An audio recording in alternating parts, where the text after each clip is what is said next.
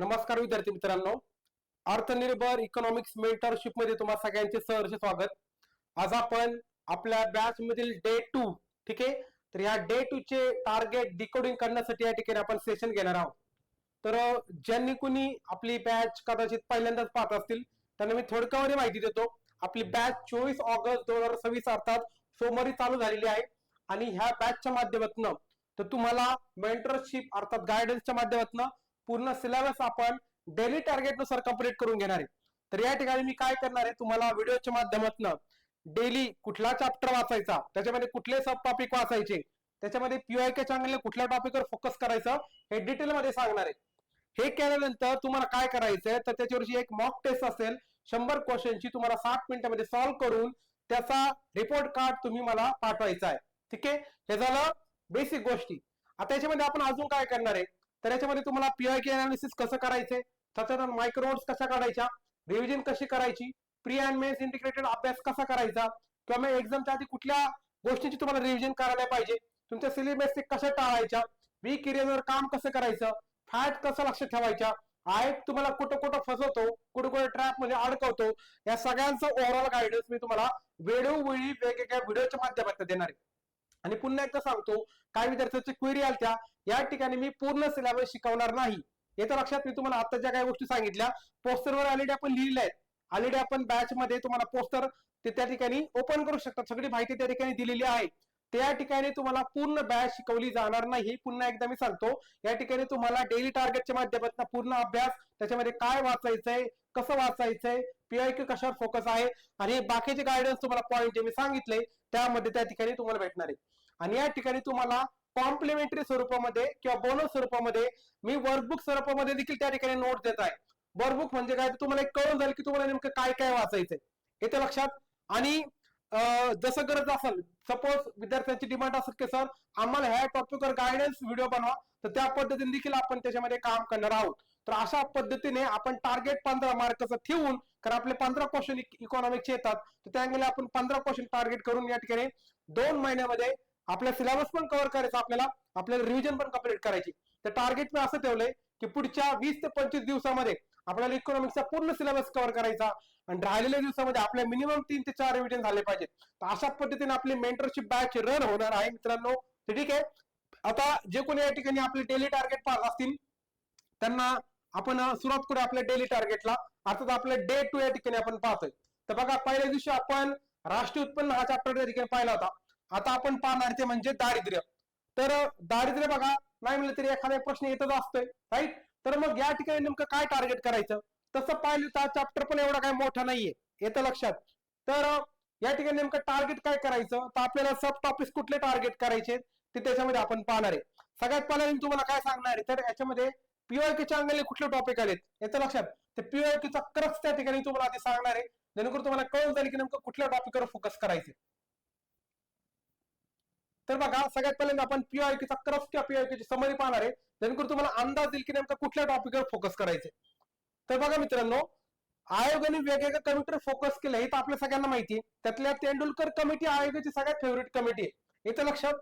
तर नेमक्या याच्यात काय करायचंय, ह्या ज्या कमिटी आहेत म्हणजे आपल्या स्वातंत्र्यापूर्वीच्या पण आपल्याला करावं लागतात, स्वातंत्र्य नंतर पण करावं लागतात, पण त्यातल्या स्वातंत्र्य नंतरच्या कमिटी आहेत त्याच्यावर आयोग जास्त प्रश्न विचारतो। त्यातल्यामध्ये देखील 2 टाइप्स आहेत, एक आहे तुमच्या इकॉनॉमिक्सनी काय दारिद्र्य शोधले असेल त्या, आणि दुसऱ्या आहे तुमच्या शासकीय कमिट्या, म्हणजे एकतर गव्हर्नमेंटने नेमलेल्या किंवा नीती आयोगाने नेमलेल्या अशा पद्धतीच्या कमिटीवर सारखा एमपीसीचं त्याच्यामध्ये जास्त फोकस राहिले। त्याच्यामध्ये देखील Tendulkar committee, Rangarajan committee, Lakdawala committee याच्यावर तुम्हाला जास्त फोकस करायचे।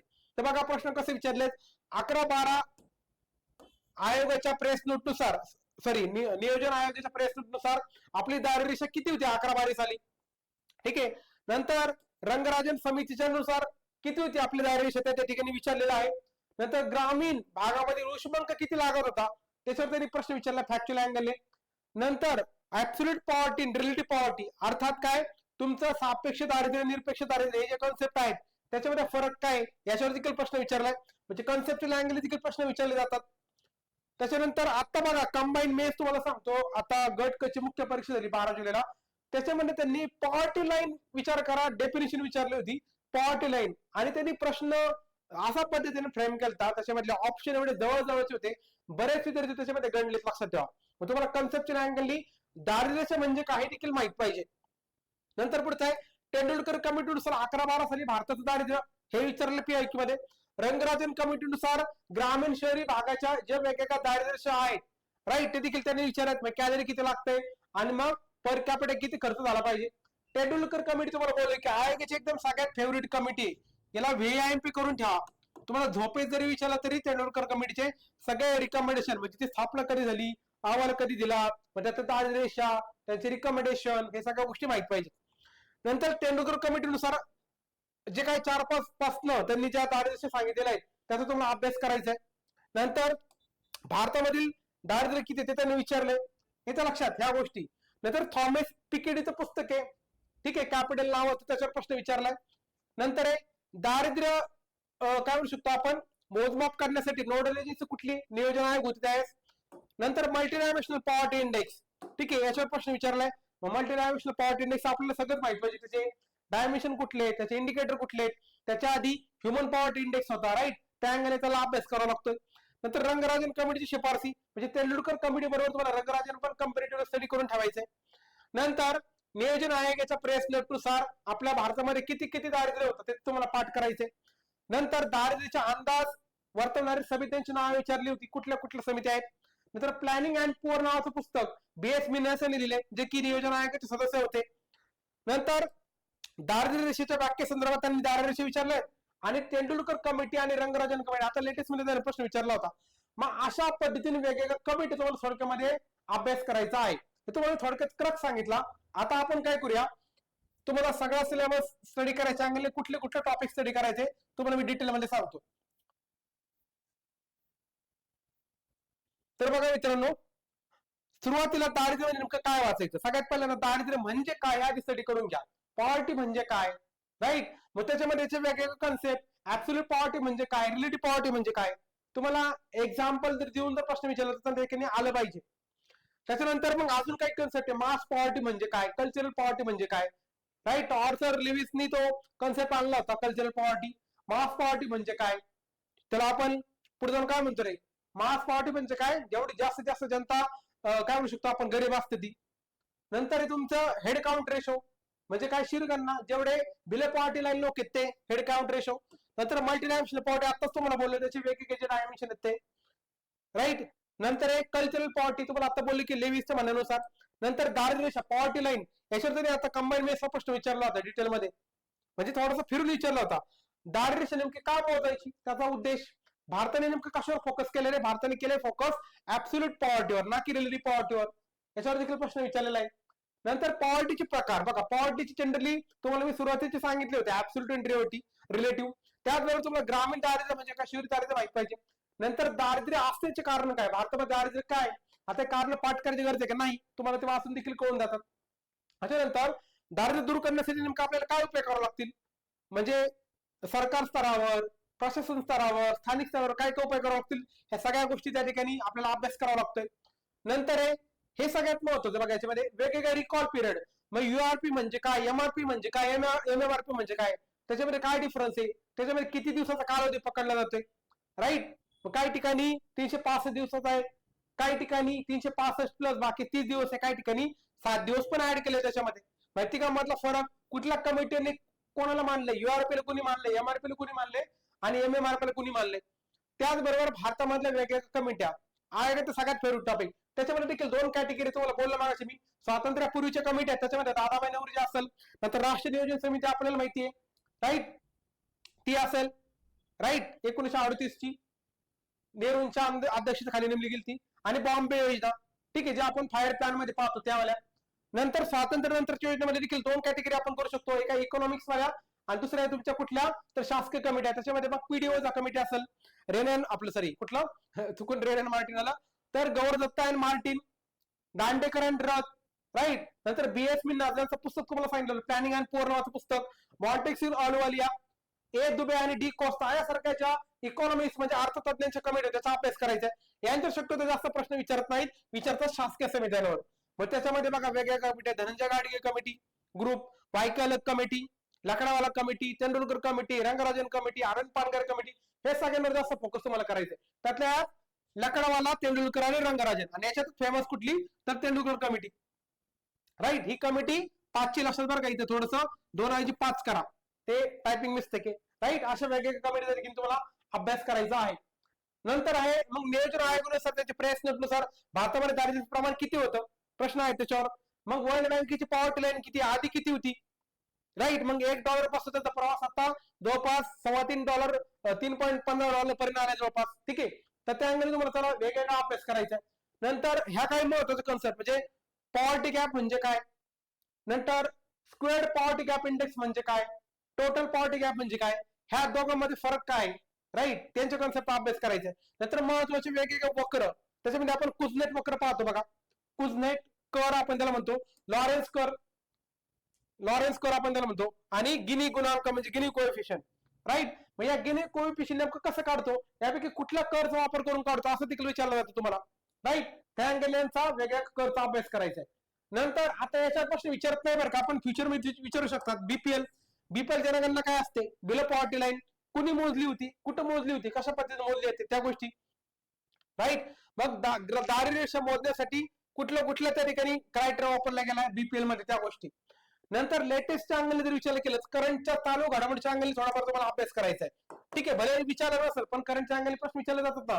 मग सध्या एसबीआयने काय केलंय, त्यांनी चालू घडामोडीनुसार अपडेट दिलाय की भारतामधले दारिद्र्याची स्थिती काय आहे. जानेवारी 2025 नुसार भारतामध्ये दारिद्र्याची स्थिती काय आहे हे त्यांनी सांगितलंय.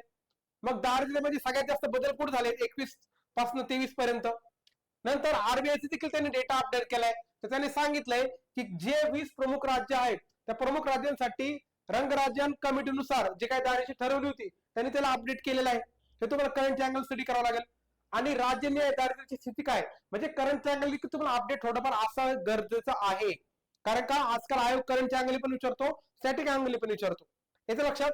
तर अशा पद्धतीने तुम्हाला सगळा दारिद्र्याच्या अँगल स्टडी करायचे. त्यातलं तुम्हाला काय बोललो होतं, पॉवर्टीचे टाइप्सवर फोकस करा, रिकॉर्ड पिरियडवर फोकस करा, वेगवेगळ्या कमिटीवर फोकस करा, त्यातल्या स्वातंत्र्य नंतरच्या फोकस करा, याचं लक्षात. अशा पद्धतीने तुम्हाला ह्या दारिद्र्य चॅप्टरचा अभ्यास करायचा आहे. आणि याच्या व्यतिरिक्त तुम्हाला काही डाऊट्स असतील तर मला नक्की कळवा. मी याच्या वर्कबुकचे नोट्स असतील मी ऍप मध्ये फ्री नोट्स मध्ये त्या ठिकाणी टाकून देईल, तुम्हाला कळून जाईल की नेमकं काय पद्धतीने तुम्हाला अभ्यास करायचंय, याचं लक्षात. तर अशा पद्धतीने आपलं डे 2चं टार्गेट इकडून या ठिकाणी आपण कम्प्लीट केलेलं आहे. राईट, आणि मेंटरशिप बॅच मध्ये मला महत्वाची गोष्ट सांगायची, मी ऑलरेडी याच्या पूर्वी खूप सारे इन्स्ट्रक्शन दिलेले आहेत की तुम्हाला तो पर्टिक्युलर टॉपिक आधी वाचायचा आहे, तुमच्या नोट्स मधनं वाचना, आपल्या नोट्स मधनं वाचा. ठीक आहे, ते केल्यानंतर तुम्हाला त्याच्यावरची मॉक टेस्ट सॉल्व्ह करायची आहे.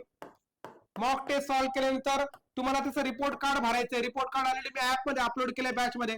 आणि ते रिपोर्ट कार्ड काय करायचं रे, तुम्हाला टेलिग्राम ग्रुप त्या ठिकाणी लिंक दिलेली आहे, त्याच्यावर तुम्हाला कंपल्सरी अपलोड करायचं. कारण का ह्याच बेसिसवर मी पुढे जाऊन तुमच्यापैकी जो कोणी सिन्सिअर व्यक्ती असेल, डेली अपलोड त्या ठिकाणी करतो असेल रिपोर्ट कार्ड सगळे प्रूफ टाकून, तर त्याला आपण एक पुस्तक आपलं इकॉनॉमिक्सचं गिफ्ट म्हणून देणार आहे. आणि मला हे पण अंदाज येईल की तुमच्यापैकी किती जण सिन्सिअर आहात, की मग तर आपण फक्त फ्री बॅच लॉन्च केली म्हणजे बघ टाइमपास पुरती लॉन्च केलेली नाही. मला या ठिकाणी सिन्सिअर विद्यार्थी पाहिजे. जर त्या ठिकाणी रिपोर्ट कार्ड सिन्सिअरली जर आलं नाही तर त्या ठिकाणी त्या विद्यार्थ्याला आपण बाहेर जर दाखवूया. कारण का आपल्याला सिन्सिअर विद्यार्थी पाहिजेत. मला 15 पैकी 15 मार्क घेणारे विद्यार्थी पाहिजेत. असं नको की मी जॉईन केली 10 तरी पाडून बघतो. भाई कॉम्पिटिशन किती बघा तुम्ही, भले 12 लाख फॉर्म आलेत, 12 लाख, आणि जागा भले समजा 4-5 हजार, आपण 5,000 पकडूया. टेलिग्राम वाले म्हणते 10,000 होणार, ठीक आहे 10,000 होतील, पण कॉम्पिटिशन बघायला किती आहे. राईट, मग अशा पद्धतीने तुम्हाला जर लो हँगिंग फ्रूट जर तुम्ही वापरलेच नाही, विचार करा पॉलिटी, इकॉनॉमी, जिओग्राफी हे तिघे मिळूनच तुम्हाला जर 45 मार्क मिळून देणारे असतील, मग तुम्ही का घेऊ नये. राईट, इथं मार्क पाहिजे ना. तुम्ही विद्यार्थी काय करता माहिती का, सर मला करंटला मार्कच येत नाही, मग तुम्ही 4 पुस्तक वाचत बसणार, इयरबुक पण वाचणार, मंथली पण वाचणार, न्यूजपेपर पण वाचणार, अजून टेलिग्रामच्या 2-3 क्लासचे नोट्स वाचणार. असं करून तुम्हाला 15 पैकी मार्क येतात 10. त्याच्यापेक्षा एवढं सिंपल याच्यामध्ये तुम्हाला मार्क भेटतात ना 15 पैकी 15. Polity, economy, geography. राईट, आहे ना आपण तयार आहे ठिकाणी, आपण रेडी आहे इकॉनॉमी मध्ये 15 पैकी 15 पाडायला. आणि माझ्या विद्यार्थ्यांना भेटले आले, याच्यावर फोकस करा. राईट, तर त्या अंगाने मला सांगायचं होतं की सिन्सिअरली सगळ्यांनी हे टॉपिक डेली पूर्ण करा, कारण एकदा बॅकलॉग लागला.